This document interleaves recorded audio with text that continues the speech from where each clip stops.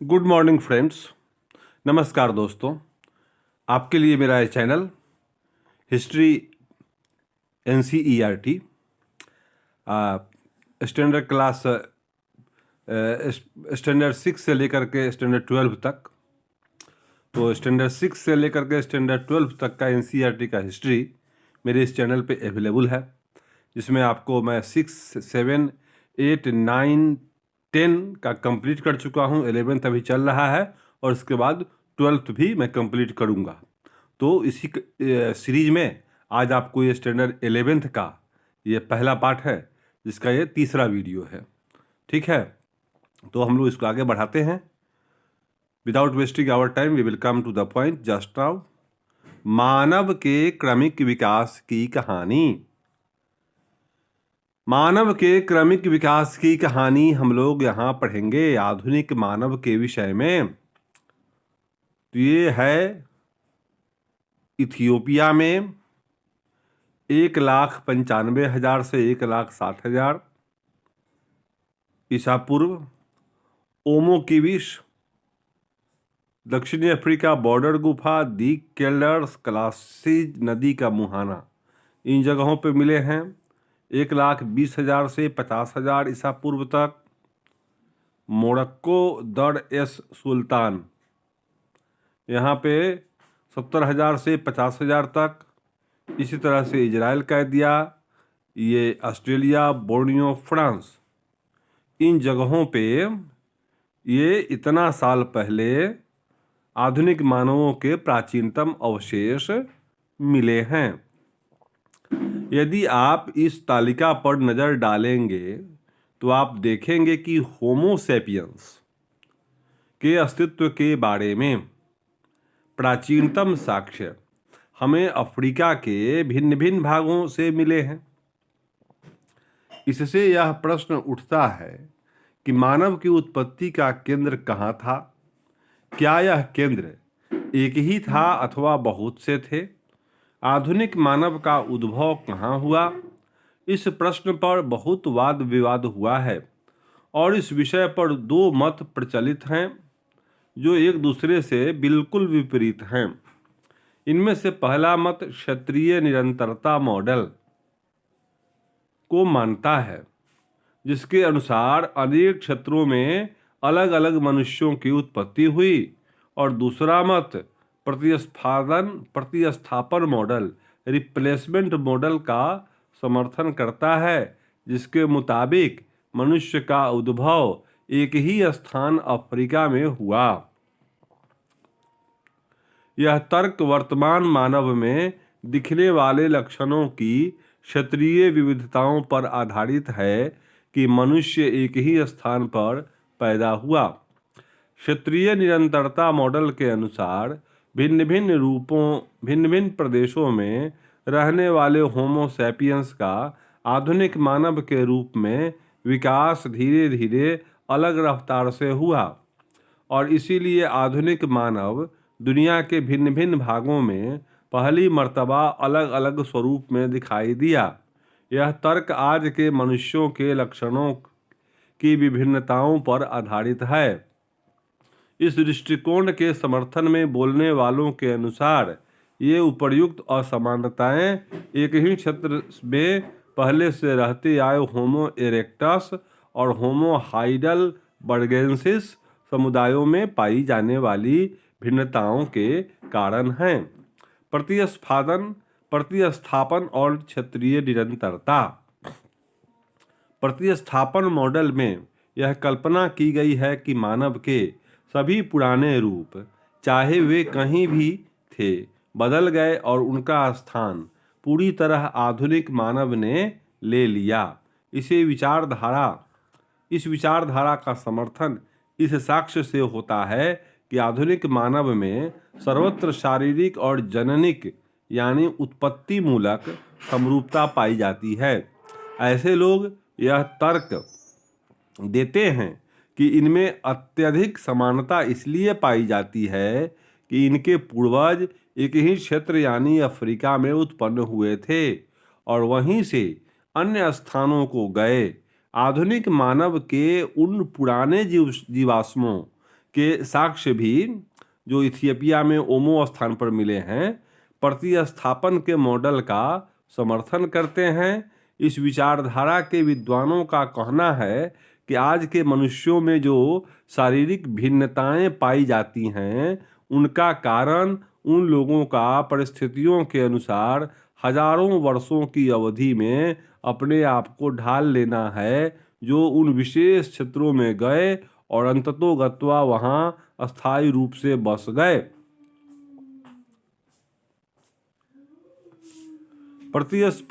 प्रतिस्थापन मॉडल को ऐसे समझाने का प्रयास किया गया, यूरोप, अफ्रीका, एशिया, यहाँ तक लागू हुआ ये। और क्षेत्रीय निरंतरता मॉडल भी इन तीनों जगहों पर लागू हुआ। देखिए,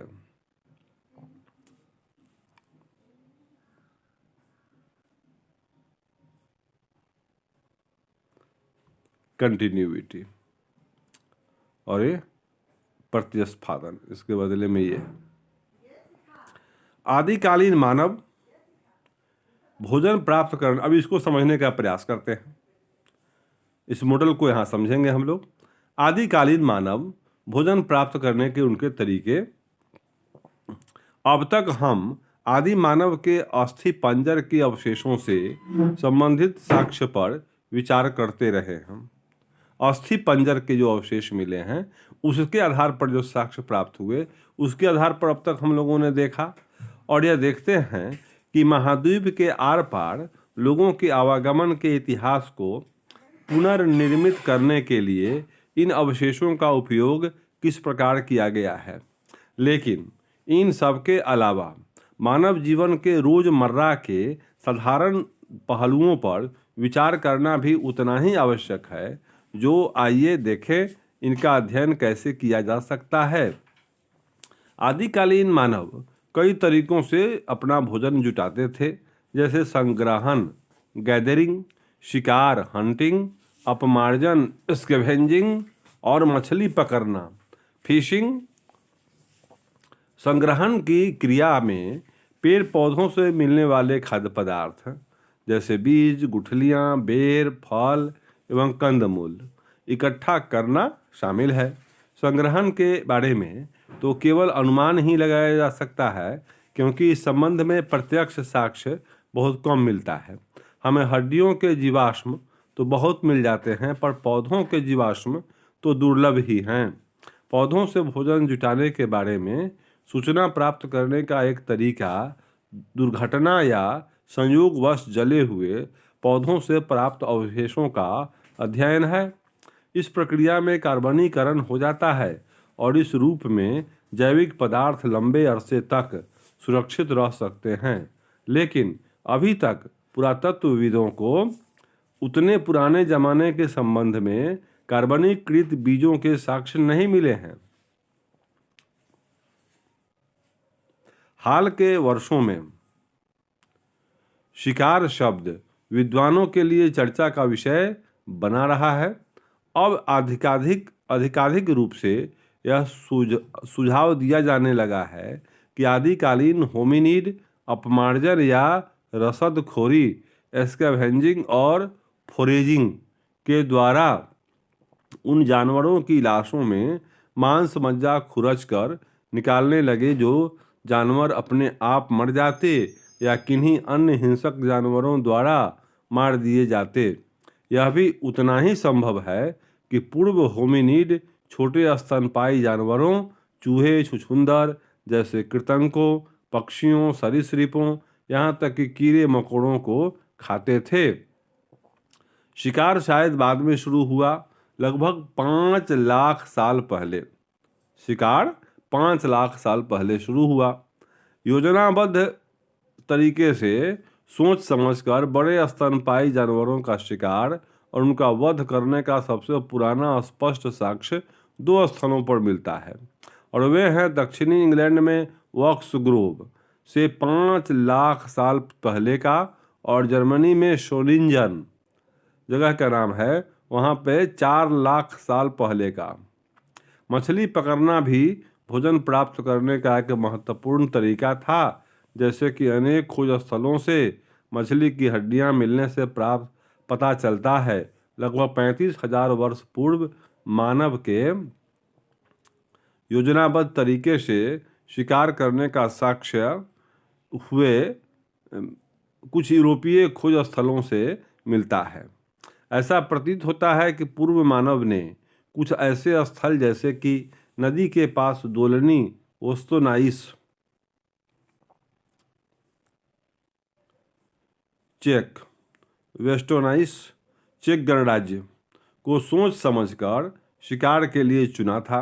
रेंडियर और घोड़ा जैसे स्थान बदलने वाले जानवरों के झुंड पतझड़ और वसंत के मौसम में संभवतः उस नदी के पार जाते थे और तब उनका बड़े पैमाने पर शिकार किया जाता था। इन स्थलों का चुनाव इस बात का द्योतक है कि लोग जानवरों की आवाजाही के बारे में और उन्हें जल्दी से बड़ी संख्या में मारने के तरीकों के बारे में भी जानते थे। क्या खाद्य पदार्थ इकट्ठा करने, मरे हुए जानवरों से मांस निकालने, शिकार करने और मछली पकड़ने में स्त्री पुरुषों की भूमिकाएं भिन्न भिन्न होती थी? स्त्री पुरुष की भूमिकाएं उनका रोल क्या भिन्न भिन्न था? अलग अलग प्रकार से लोग कोऑपरेट करते थे। वस्तुतः इस संबंध में हमारे पास कोई जानकारी नहीं है। आज भी ऐसे अनेक समाज हैं जो शिकार और संग्रहण के बल पर अपना भरण पोषण करते हैं। इनमें स्त्री पुरुष भिन्न भिन्न क्रियाकलाप संपन्न करते हैं, लेकिन जैसे कि हम इस अध्याय के परवर्ती अनुभागों में देखेंगे कि अतीत के साथ सदैव समानांतर तुलनाएं सुझाना संभव नहीं है। अतीत के साथ वैसी ही तुलना करना आसान काम नहीं है। प्रारंभिक मानव पेड़ों से गुफाओं तथा खुले स्थानों पर आवास। प्रारंभिक मानव के रहन सहन के बारे में उपलब्ध साक्ष्य का पुनर्निर्माण करने की कोशिश करते हैं तो हम अपने आप को ज़्यादा सुनिश्चित आधार पर पाते हैं। उपलब्ध साक्ष्य का पुनर्निर्माण करने का एक तरीका है कि उनके द्वारा निर्मित शिल्प कृतियों के फैलाव की जांच करना। उदाहरण के लिए उनकी जीवन शैली के बारे में जानने का एक तरीका है उनके द्वारा निर्मित वस्तुओं के फैलाव की जांच करना। उदाहरण स्वरूप केन्या में किलोम्बे और ओलोड जेसाइली के खनन स्थलों पर हजारों की संख्या में शल्क उपकरण और हस्त कुठार मिले हैं। ये औजार 7 लाख से 5 लाख साल पहले पुराने हैं। ये इतने सारे औजार एक ही स्थान पर कैसे इकट्ठे हो गए? यह संभव है कि जिन कुछ स्थानों पर खाद्य प्राप्ति के संसाधन प्रचुर मात्रा में उपलब्ध थे, वहाँ लोग बार बार आते रहे। ऐसे क्षेत्रों में लोग शिल्प कृतियों सहित अनेक क्रियाकलापों के चिन्ह छोड़ जाते हैं। ऐसा प्रतीत होता है कि पूरे परिदृश्य में कुछ ही क्षेत्रों में जमा शिल्प कृतियां मिलती हैं और वे क्षेत्र कुछ अलग से दिखाई पड़ते हैं, और जिन स्थलों पर लोगों का आवागमन कम होता था वहां ऐसी शिल्प कृतियां कम मात्रा में सतहों पर बिखरी हैं। यहाँ यह भी याद रखना जरूरी है कि एक ही क्षेत्र में होमिनिड अन्य प्राइमेटों और मांसभक्षियों के साथ निवास करते थे। निम्नलिखित रेखाचित्र में देखिए कि ये कैसे होता था।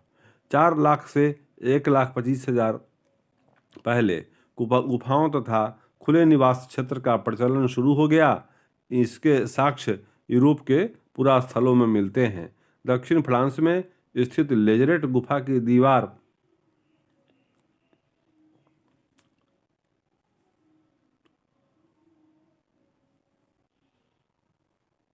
ये आपको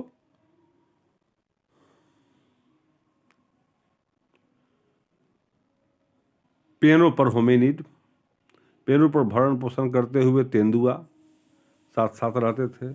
उल्लू भी रहता था। पेड़ों पर अन्न स्तनपायी मांस भक्षी लाते हुए ये हड्डियां यहाँ पर शो किया गया है। काटते हुए ये होमिनिड लाते हुए पत्थर गैर होमिनिड स्तनपायी वस्तुओं को इधर उधर घूमते हुए यहाँ देख छोड़ सकते हैं। ये होमिनिड निष्कासित करते हुए बाढ़ के वक्त भरण पोषण करते हुए मगरमच्छ। ये कैसे था मनुष्य, कैसे उसका जीवन यापन होता था, ये समझाने का प्रयास यहाँ पर किया गया है। ठीक है, चबाने की क्रिया थी, तोड़ने की क्रिया होती थी। ये है, ये आपको खाका इसमें कुछ देख करके आप याद कर सकते हैं, समझ सकते हैं। पुरातत्वविदों का यह सुझाव है कि पूर्व होमिनिड भी होमो हैलिबिस की तरह संभवतः स्थान विशेष पर पाई गई अधिकांश खाद्य सामग्री को वहीं खा लेते थे, अलग अलग स्थानों पर सोते थे और ज़्यादातर समय पेड़ों पर बिताते थे। यहाँ कई प्रश्न उठते हैं। यहाँ उत्खनन स्थलों पर हड्डियाँ कैसे पहुँची होंगी? कहाँ पत्थर कैसे पहुँचे होंगे? यहाँ पत्थर, क्या हड्डियाँ अक्षुण्ण रही होंगी उस समय तक?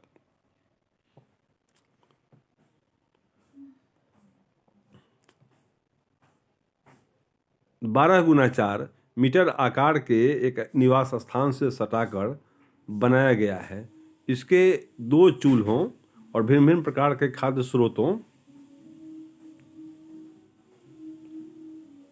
जैसे फलों, वनस्पतियों, बीजों, काष्ठफलों, पक्षियों के अंडों और मीठे जल की मछलियों, ट्राउट, पर्च और कार्प, ये मछलियाँ के साक्ष्य मिले हैं। एक और मछलियों के नाम हैं ट्राउट, पर्च और कार्प। एक और पुरा स्थल दक्षिणी फ्रांस के समुद्र तट पर स्थित टेरा अमाटा में घास फूस और लकड़ी की छत वाली कच्ची कमजोर झोपड़ियाँ सामयिक मौसमी प्रवास के लिए बनाई जाती थीं। केन्या में चेसोवांजा और दक्षिणी अफ्रीका में स्वाटक्रांस में पत्थर के औजारों के साथ साथ आग में पकाई गई चिकनी मिट्टी और जली हुई हड्डियों के टुकड़े मिले हैं, जो 14 लाख से 10 लाख साल पुराने हैं। क्या ये चीज़ें प्राकृतिक रूप से झाड़ियों में लगी आग या ज्वालामुखी से उत्पन्न अग्नि से जलने का परिणाम है? हम इसके बारे में सटीक रूप से नहीं जानते हैं। दूसरी ओर चूल्हे आग के नियंत्रित प्रयोग के द्योतक हैं। चूल्हे आग के नियंत्रित प्रयोग के द्योतक हैं। इसके कई फायदे थे। नियंत्रित आग, कंट्रोल्ड फायर का प्रयोग गुफाओं के अंदर प्रकाश और उष्णता मिलने में मददगार होता था और इससे भोजन भी पकाया जा सकता था। इसके अलावा लकड़ी को कठोर करने में आग का इस्तेमाल होता था, जैसे कि भाले की नोक बनाने में, शल्क निकालकर औजार बनाने में भी उष्णता उपयोगी होती थी। साथ ही इसका उपयोग खतरनाक जानवरों को भगाने में भी किया जाता था। अब ये यहाँ से हम लोग इसके बाद वाले वीडियो में देखेंगे। Thank you for viewing, have a nice day.